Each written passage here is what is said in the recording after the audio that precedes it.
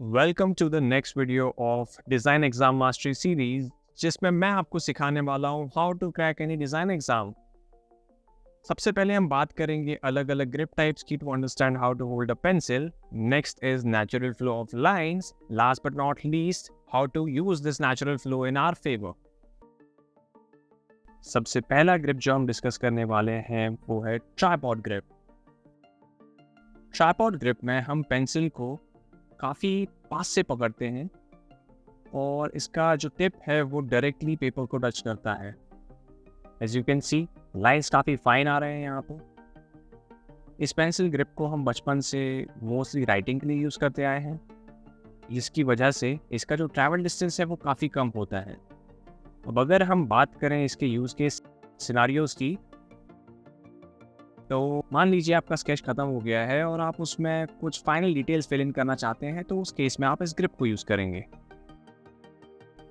Next grip type is overhand pencil grip. Overhand pencil grip में आप pencil को कुछ इस तरह होल्ड करते हो और फिर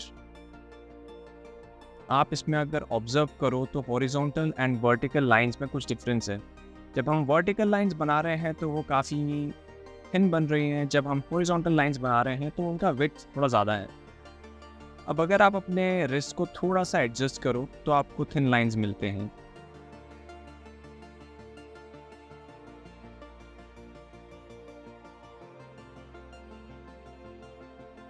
अब यहाँ पे एज यू कैन सी, ये जो मैं आपके सामने कर रहा हूँ, ये मैं अपने पेंसिल के साइड पार्ट को यूज़ करके कर रहा हूँ।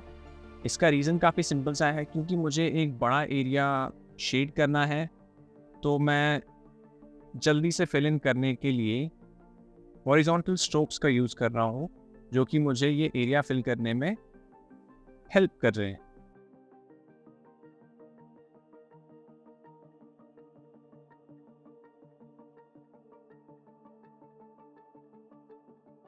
नेक्स्ट जो हम डिस्कस करेंगे वो है मेरा फेवरेट, एक्सटेंडेड ट्राइपॉड ग्रिप। इस ग्रिप में हमने कुछ भी नहीं किया है। हम ट्राइपॉड ग्रिप में पेंसिल को पास से पकड़ते थे, अब बस हम इस डिस्टेंस को बढ़ा देंगे। तो अब आपके पास वही कंट्रोल है जो आप बचपन से ट्राइपॉड ग्रिप के साथ डेवलप करते आए हैं। हमने इसका डिस्टेंस बढ़ा दिया है, तो अब जो हमारे अल्फ़ाबेट्स का साइज होगा, या फिर आप समझ लीजिए कि जो ओवरऑल ट्रैवल डिस्टेंस है वो काफ़ी बढ़ जाता है। And confidence remains the same जो हमारे पास ट्राइपॉड ग्रिप में था। विद नो एफर्ट्स मैं काफ़ी बड़े स्ट्रोक्स बना पा रहा हूँ, एज यू कैन सी। अब अगर मैं इसके सामने कंपैरिजन के लिए ट्राइपॉड ग्रिप में कुछ लिखने की कोशिश करता हूँ, तो आपको दिखेगा कि कितना बड़ा डिफरेंस यहाँ पे आ चुका है इनके साइज में।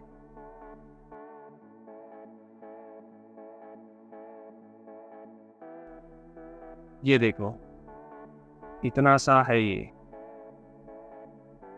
अब अगर मैं इस डिस्टेंस को और बढ़ा दूं और एग्जैजरेट कर दूं पूरे इस ओवरऑल ग्रिप को, तो मेरा एक अल्फाबेट का साइज इतना बड़ा भी हो सकता है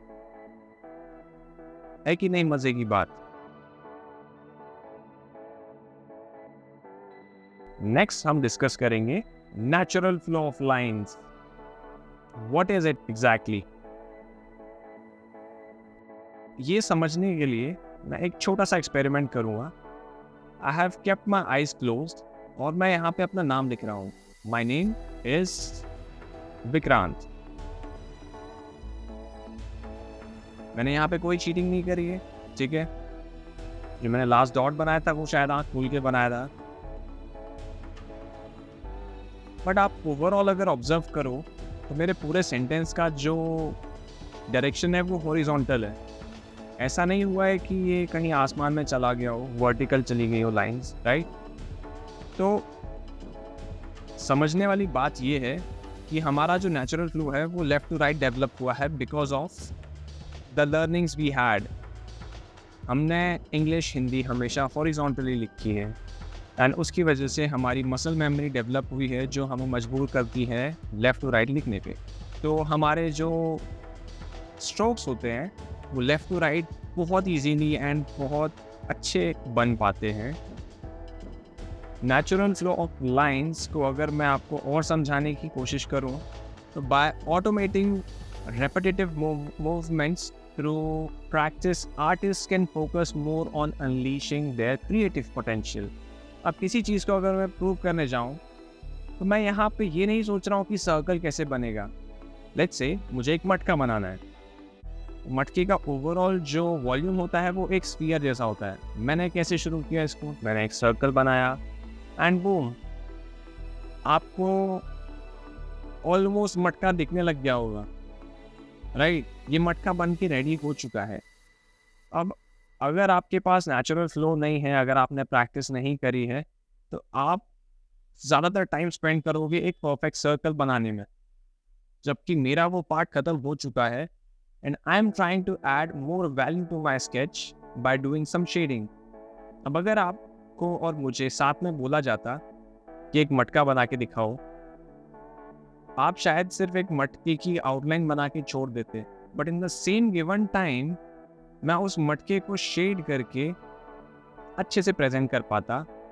एंड क्योंकि इंडिया में इतना कंपटीशन है, तो मे बी मुझे उस शेडिंग की वजह से एक्स्ट्रा मार्क्स मिल जाते हैं, या फिर मैं अपने एग्जामिनर का अटेंशन ग्रैब कर पाता.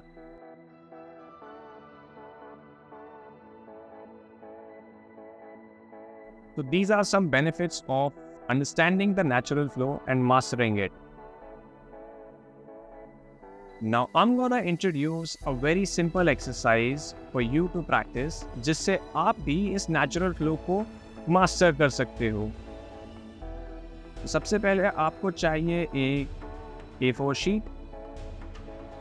हमारा यहाँ पे गोल रहेगा कि हम सबसे पहले हॉरिजॉन्टल लाइंस की प्रैक्टिस करें. हॉरिजॉन्टल लाइंस बनाने के टाइम पे आपको अपने रिस्ट को मूव नहीं करना है, आपको अपने फिंगर्स को भी मूव नहीं करना है. Everything should be locked. And फिर आप हॉरिजॉन्टल लाइंस की प्रैक्टिस करोगे from all the way left to all the way right. And you can take support on your pinky finger.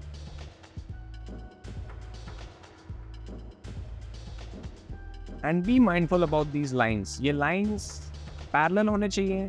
They should never intersect each other.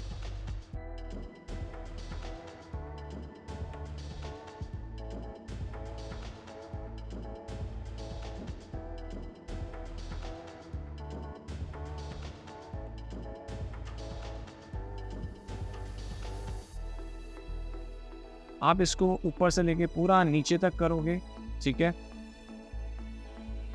Next जो है वो है vertical lines. तो vertical lines में आप कोशिश करना आपकी वर्टिकल लाइंस पैरेलल आए, स्ट्रेट आए, क्योंकि हमारा natural flow left to right है, तो हम सबसे ज़्यादा स्ट्रगल करते हैं वर्टिकल लाइंस के साथ.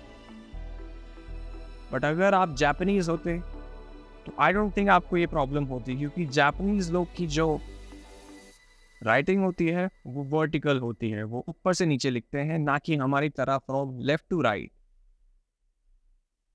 इस तरह से आपको करना है वर्टिकल लाइंस का प्रैक्टिस.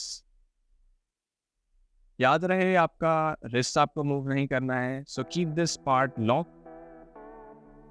एंड जो थर्ड नंबर पे हमारा एक्सरसाइज होगा वो होगा डायगोनल लाइंस का. डायगोनल लाइंस में भी आपको सेम चीज फॉलो करनी है.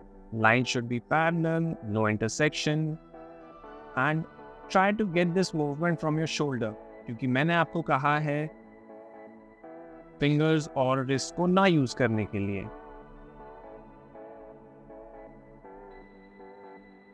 तो from left corner to right bottom corner आपको इसको पूरा फिल करना है.